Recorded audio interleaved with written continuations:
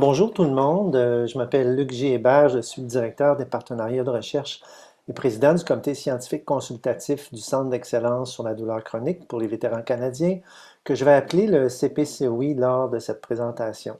Alors, je suis professeur titulaire à l'École des sciences de la santé du département de réadaptation de l'Université Laval et chercheur au CIRIS à Québec.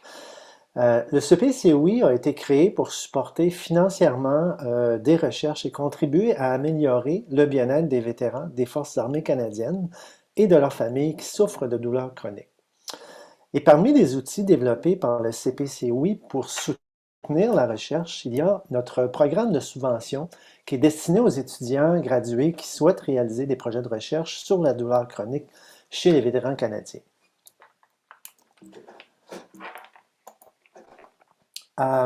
Quelques mots à propos du CPCOI. Le CPCOI, en fait, est financé par Anciens combattants Canada, un organisme à but non lucratif, qui a été mis sur pied le 1er avril 2020 par l'Université McMaster et le Hamilton Health Sciences Corporation. Le CPCOI a été créé, en fait, pour soutenir et développer la recherche sur les vétérans et vétérans des Forces armées canadiennes et de leurs familles, qui vivent avec des douleurs chroniques, et tout ça dans le but d'améliorer leur bien-être et leur qualité de vie. Alors, dans le sondage qui est effectué par anciens combattants canadiens ACC sur la vie après le service, on a observé que les vétérans et les vétéranes sont 2 fois plus susceptibles de souffrir de douleurs chroniques que la population canadienne. Et bien que la mission du CPCOI ne soit pas de fournir des soins et des services, il est évidemment extrêmement important pour nous que les résultats des recherches que l'on finance et les recommandations qui en découlent soient partagés au niveau national dans les centres interdisciplinaires de gestion de la douleur, de cliniques qui fournissent des soins et des services aux vétérans et aux vétéranes, et évidemment auprès des décideurs et acteurs clés de nos systèmes de santé. Quand on regarde ici sur la diapositive la répartition des vétérans à travers les provinces canadiennes, quand on regarde les statistiques pour chaque province du Canada, on constate que le nombre de vétérans est proportionnel en fait à la taille de la population de chaque province, avec un nombre plus élevé de vétérans au Québec et en Ontario, tel qu'on peut le voir en bleu sur la diapositive. Ce qui est aussi intéressant et peut-être nouveau quand on regarde les statistiques par rapport au groupe d'âge. Quand on regarde de plus près la répartition en fait des vétérans par groupe d'âge, on constate qu'il y a un changement qui s'est produit au cours des dernières décennies, ce qui n'est pas si surprenant compte tenu des missions de combat et des déploiements auxquels le Canada a participé au cours des 20 dernières années. Alors, il y a environ un quart de nos vétérans qui ont plus de 75 ans, voire même 85 ans et plus, mais il y a près de la moitié d'entre eux qui sont âgés entre 25 et 60 ans, ce qui est relativement jeune. Et ces personnes qui sont jeunes, ils peuvent être encore très actifs dans notre société, mais malheureusement, beaucoup d'entre eux ont subi de graves blessures physiques et mentales en raison de ce qu'elles ont dû accomplir pendant les missions au cours desquelles elles ont évidemment servi notre pays. Alors, il est donc extrêmement important pour nous que les priorités de recherche du CPCOI correspondent aux besoins réels des vétérans et à ceux de leurs familles. Alors, c'est pourquoi le principe de l'engagement des vétérans, c'est au cœur de toutes nos activités, toutes les activités du CPCOI. Et pour ce faire, le CPCOI a mis sur pied un conseil consultatif pour les vétérans afin de contribuer à conseiller le CPCOI sur les priorités de recherche. Et cet engagement continu du conseil aide en fait le CPCOI à acquérir une compréhension approfondie et puis je dirais plus complète des défis quotidiens auxquels sont confrontés les vétérans et leurs familles en raison de leur expérience et de leur vécu de la douleur chronique. Et cette information-là, elle nous permet en fait d'orienter les cibles de recherche afin de garantir justement que cette recherche aura un impact positif, réel et pratique sur le bien-être des vétérans souffrant de douleurs chroniques. Et pour être inclusif des vétérans au sein des activités de recherche du CPCOI, le CPCOI a élaboré une trousse à outils pour faciliter la participation des vétérans et des vétéranes. Alors, toutes les informations concernant cette trousse à outils sont disponibles sur le site web du CPCOI. Et le CPCOI encourage évidemment fortement tous les projets de recherche à intégrer dès le départ des projets qui sont mis sur pied des vétérans et des vétéranes. Alors, quand on regarde les projets de recherche qui ont été subventionnés à ce jour, ben, ce qu'on constate en fait, c'est qu'il y a plus de 75 projets qui ont été financés par le CPCOI et financés dans une grande variété de domaines, tous traitant d'un aspect ou un autre de la douleur chronique. Alors, si vous regardez à l'écran, on a des projets qui couvrent un large éventail de sujets, notamment la compréhension des besoins exprimés par les vétérans, l'évaluation d'interventions pour traiter la douleur chronique, la gamme de soins prodigués aux vétérans, en particulier les approches interdisciplinaires qui ont été démontrées très efficaces, les programmes d'autogestion, l'utilisation du cannabis et de la kétamine, et même la couverture médiatique qui a été faite aux vétérans. Et quand on regarde sur cette diapo ici, on constate que le CPCOI a investi dans des projets pour des montants de 8 millions de dollars dépensés en recherche dans 8 provinces, 30 institutions et 2 pays. Et le CPCOI a aussi investi près de 1 demi-million de dollars auprès des étudiants gradués pour des projets de recherche en lien avec la douleur chronique. Alors, pourquoi les initiatives de renforcement des capacités sont-elles importantes? Bien évidemment, ces initiatives soutiennent la recherche sur la douleur chronique chez les vétérans et les vétéranes. Ces initiatives-là aussi visent à accroître le nombre de chercheurs dont les travaux portent spécifiquement sur les vétérans et les vétéranes qui souffrent de douleurs chroniques. Et évidemment, ces programmes-là encouragent de nouvelles recherches pour améliorer le bien-être des vétérans et des vétéranes qui sont atteints de douleurs chroniques. Alors, qu'est-ce que c'est exactement les initiatives de renforcement des capacités? En fait, c'est un programme de financement destiné à soutenir les étudiants gradués qui veulent réaliser des projets de recherche au niveau de la maîtrise ou du doctorat dans une université canadienne. Alors, quels sont les montants disponibles? Ben, pour la maîtrise, on offre des montants de 27 000 par année pendant 2 ans. Il y a habituellement un concours de disponible par année. Au niveau du doctorat, ce sont des montants de 40 000 par année pendant 3 ans. Il y a 2 offres d'initiatives de renforcement des capacités pour le doctorat par année. Et on a aussi une offre assez particulière qui est l'initiative de renforcement des capacités François Dupéré. Alors, François Dupéré, c'est un membre fondateur du Conseil consultatif des vétérans. Il est décédé le 20 janvier 2021. François est un vétéran, c'était un homme de cœur, il était vraiment une source d'inspiration pour nous tous. Et pour perpétuer son engagement pour la résilience au sein de la communauté des vétérans et des vétéranes, le CPCOI a créé une bourse de recherche en son honneur qui est destinée à financer chaque année les travaux d'un nouvel étudiant francophone à la maîtrise. Alors, il y a donc une autre bourse à la maîtrise qui est offerte de 27 000 par année pendant 2 ans et qui porte le nom de François Dupéré. Alors, qui peut postuler pour une IRC? Ben, en fait, il faut d'abord être inscrit à un programme de maîtrise ou de doctorat dans une université canadienne reconnue. Il faut ensuite proposer un projet de recherche supervisé sur la douleur chronique, évidemment axé sur les vétérans et les vétéranes des Forces armées canadiennes et qui est pertinent en lien avec la vision et la mission du CPCOI. Et il faut aussi avoir démontré un excellent rendement scolaire.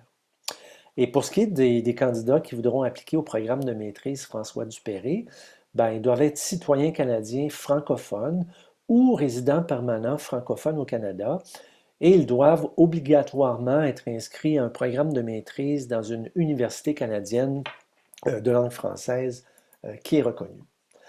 Alors, comment postuler? En fait, il suffit, comme vous voyez à l'écran, de visiter notre site web à l'adresse qui apparaît pour en savoir plus. Et très sommairement, je vous dirais que les candidats et les candidates doivent soumettre les documents suivants. Donc, c'est relativement simple.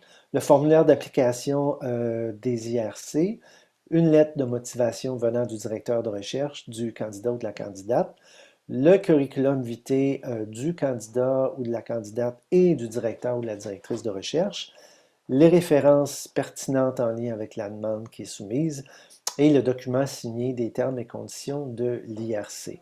Alors, c'est relativement court, pas très demandant et ça conduit à des montants d'argent quand même fort intéressants comme je viens de vous le mentionner. Alors, avant de poursuivre, j'aimerais inviter quelqu'un qui a justement profité des montants donnés par le CPCOI. à Madame Lise Ferland, qui est récipiendaire de l'IRSC François Dupéré 2025. Elle est technologue en physiothérapie et possède une maîtrise en santé mentale. Alors, Lise, ça me fait vraiment très plaisir de t'accueillir. Alors, je te laisse aller avec un témoignage qui est le tien. Ben, bonjour, puis merci beaucoup de me donner l'opportunité de partager mon expérience. Oui, moi, je travaille en gestion de douleur auprès de vétérans depuis plusieurs années et j'ai voulu approfondir mes connaissances puis faire une maîtrise en recherche. Je tenais à faire de la recherche auprès de la population vétérane puisque c'est une population avec qui j'aime beaucoup travailler et je vois leurs besoins spécifiques, puis je vois aussi la façon qu'ils s'investissent dans leur traitement, et leur évolution, puis, ben, je voulais y contribuer par le biais de la recherche. J'ai eu le plaisir d'obtenir la bourse François Dupéré en 2025. Le soutien financier que cette bourse procure, ben, c'est évidemment très précieux. Concrètement, pour ma part, ben, ça m'a permis de réduire mes heures de travail, ce qui m'a offert quelque chose qui est inestimable pour un étudiant-chercheur, du temps. Hein, du temps pour me consacrer pleinement à mes études, pour pouvoir approfondir mes lectures, prendre du temps pour réfléchir, analyser, puis faire progresser mon projet de recherche avec la rigueur que je souhaitais y dédier. Mais je tiens à dire aussi que l'impact de cette bourse-là, ça va bien au-delà de l'aspect financier. Pour moi, recevoir une bourse du Centre d'excellence sur la douleur chronique pour les vétérans canadiens, ben, c'est aussi de sentir que je suis entourée de personnes qui sont engagées, qui partagent la même passion que moi pour l'avancement des connaissances. Par exemple, depuis que j'ai reçu cette bourse, ben, on m'a permis d'échanger avec une experte sur le sexe et genre en recherche pour vraiment bien planifier mon projet. On m'a déjà proposé de l'aide en vue du recrutement que je vais faire pour mon projet de recherche. Donc, je me sens vraiment bien accueillie et bien supportée par le Centre d'excellence. Je dois aussi vous dire que de savoir que mon projet a été choisi par le Centre d'excellence, ça m'a donné une énergie renouvelée pour poursuivre mes travaux. C'est un encouragement vraiment puissant qui confirme que mes efforts vont dans la bonne direction et que mes objectifs de recherche sont pertinents et porteurs. J'ai aussi réalisé que cette bourse facilite les collaborations. Ça renforce la crédibilité de mon projet auprès de différents partenaires et ça ouvre beaucoup de portes. Ça favorise les échanges scientifiques et ça m'a permis de bâtir des liens vraiment très intéressants et pertinents pour mon projet. Donc, je vois cette bourse vraiment comme un tremplin pour la suite de ma carrière. Ça représente non seulement une reconnaissance du travail accompli, mais aussi un investissement dans mon potentiel futur. Donc, en résumé, cette bourse, ben, en tout cas pour moi, je vois que c'est beaucoup plus qu'un soutien financier. C'est vraiment un levier, un encouragement et une marque de confiance. C'est quelque chose qui enrichit mon parcours sur les plans autant académiques, professionnels que personnels. Puis, je suis profondément reconnaissante de pouvoir avancer dans mon cheminement avec un tel appui. Donc, merci beaucoup. Merci beaucoup, Lise. Vraiment un témoignage bien senti. Et, je suis content de voir effectivement ces mots de réaliser ton projet qui est tellement pertinent pour la suite et les retombées qui sont attendues. Alors, un gros, gros merci, Lise. C'est très apprécié. Alors, euh, vous aurez tous les adresses que vous voyez là. Donc, c'est dans la présentation. Euh, oups. Alors, petite question, évidemment, que vous avez peut-être déjà en tête. Dois-je déjà être impliqué ou conduire des recherches sur les vétérans ou les vétéranes avant de soumettre une demande d'IRC? La réponse, c'est non. Vous n'avez pas besoin d'effectuer déjà des recherches sur les vétérans pour présenter une demande. Tant que votre projet porte sur les vétérans, le CPCOI peut vous aider à en apprendre davantage sur cette population. Alors, ce n'est pas un prérequis. Autre question souvent posée, je ne sais pas vraiment ce qu'est un vétéran ou une vétérane. Puis-je quand même faire une demande de financement IRC? Évidemment que vous pouvez le faire et je vous encourage à le faire. Vous pouvez toujours présenter une demande de financement tant que votre recherche s'applique directement aux vétérans canadiens souffrant de douleurs chroniques. Autre question souvent posée, je suis déjà en deuxième année de mon programme d'études. Est-il trop tard pour soumettre une demande DRC? Alors, il n'est pas trop tard. Vous pouvez présenter une demande à tout moment au cours de votre projet de recherche, de vos études. La durée de l'IRC va être tout simplement ajustée en fonction du nombre d'années ou de mois qu'il vous reste pour vos études. Et donc, par exemple, si vous êtes en deuxième année d'une maîtrise de 2 ans et que votre projet de recherche a été accepté pour un IRC, bien, vous recevrez un financement d'une année. Quand les demandes de financement sont-elles ouvertes? Bien, les demandes de financement sont ouvertes chaque année pendant la période d'hiver, à la session d'hiver. Vous pouvez vous inscrire d'ailleurs, je vous l'encourage à le faire, aux listes de diffusion et aux réseaux sociaux du CPCOI, de façon à pouvoir être informé dès que les candidatures et le programme sont ouverts et disponibles. Alors, en terminant, je vous invite à nous contacter si vous avez des questions en lien avec les initiatives de renforcement auxquelles on a fait référence aujourd'hui. Et vous avez les adresses qui sont affichées à l'écran sur Facebook, Twitter aussi et Instagram. Alors, en terminant, je vous remercie d'avoir pris le temps de regarder cette vidéo. Et encore une fois, je vous invite à appliquer dès que les concours seront ouverts. Alors, merci à vous.